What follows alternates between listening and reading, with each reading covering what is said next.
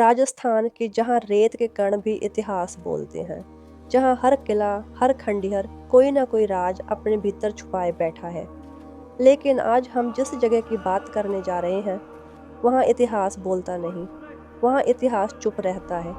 जैसलमेर से लगभग 18 किलोमीटर दूर रेगिस्तान के बीचों बीच बसा हुआ एक ऐसा गांव जो आज भी खाली है, वीरान है और डरावना है। इस गांव का नाम है कुलधरा। एक ऐसा गांव जो एक ही रात में पूरी तरह से खाली हो गया।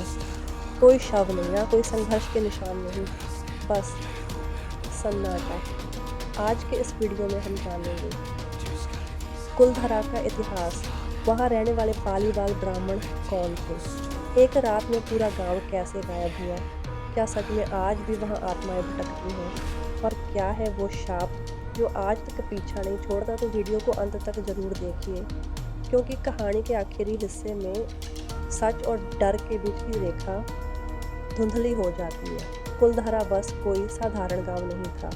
लगभग 13वीं सदी में बसे इस गांव में रहते थे पालीवाल ब्राह्मण। पालीवाल ब्राह्मण जिन्हें उनकी बुद्धिमत्ता, जल प्रबंधन, खेती और व्यापार के लिए जाना जाता था।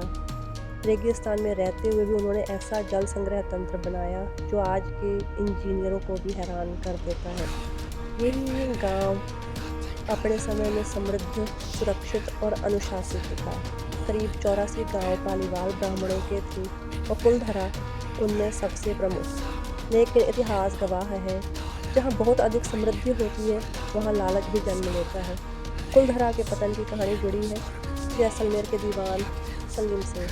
कहा जाता है कि सलीम सिंह की नज़र गांव के मुखिया की बेटी पर पड़ गई। एक सुंदर, संस्कारी और पढ़ी लिखी युवती।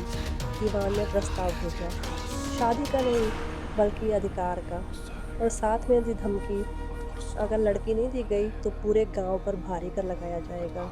पालीवाल ब्राह्मणों के लिए यह सिर्फ एक लड़की की बात नहीं थी, यह सम्मान, संस्कृति और आत्मसम्मान की बात थी। उन्होंने झुकने से इनकार कर दिया और तभी इतिहास ने करवट बदली। कहा जाता है एक रात जब पूरा गांव सो रहा था, कोई चीख नहीं, कोई अफरा तफरी नहीं, बस खामोशी में लिया गया एक सामूहिक निर्णय। पालीवाल ब्राह्मणों ने पूरा गांव छोड़ने का फैसला किया।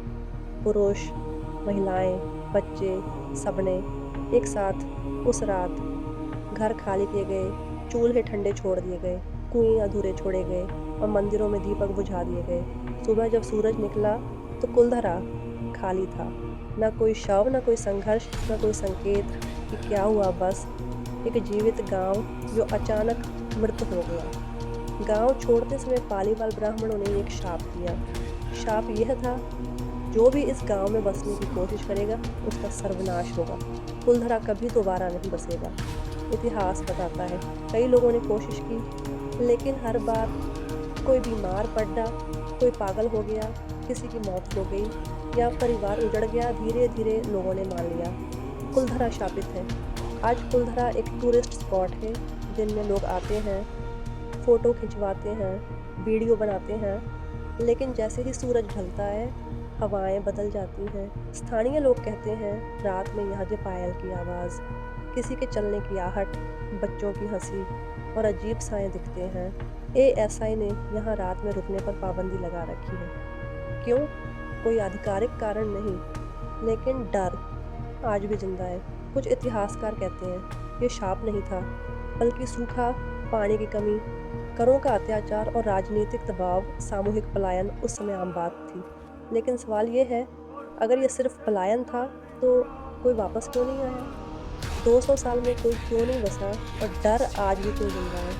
क्या हर कहानी तर्क से समझाई जा सकती है या कुछ सन्नाटे तर्क से परे होते हैं? आज भी कुलधरा वहीं खड़ा है, टूटे हुए मकान, सूखे कुएं और अधूरी कहानियाँ। ये गांव पूछता है, क्या इतिहास कभी मरता है या वह बस सन्नाटों में छुप जाता है? अगर आप कभी जैसलमेर जाएं, दिन में कुलधरा ज़रूर देखिए, लेकिन अगर कोई आपसे कहे रात में चलें तो याद रखिएगा, कुछ जगह देखने के लिए नहीं, महसूस करने के लिए छोड़ी जाती हैं। धन्यवाद। ऐसे ही मज़ेदार और रोचक तथ्यों को जानने के लिए सब्सक्राइब करें, कमेंट करें और लाइक करें।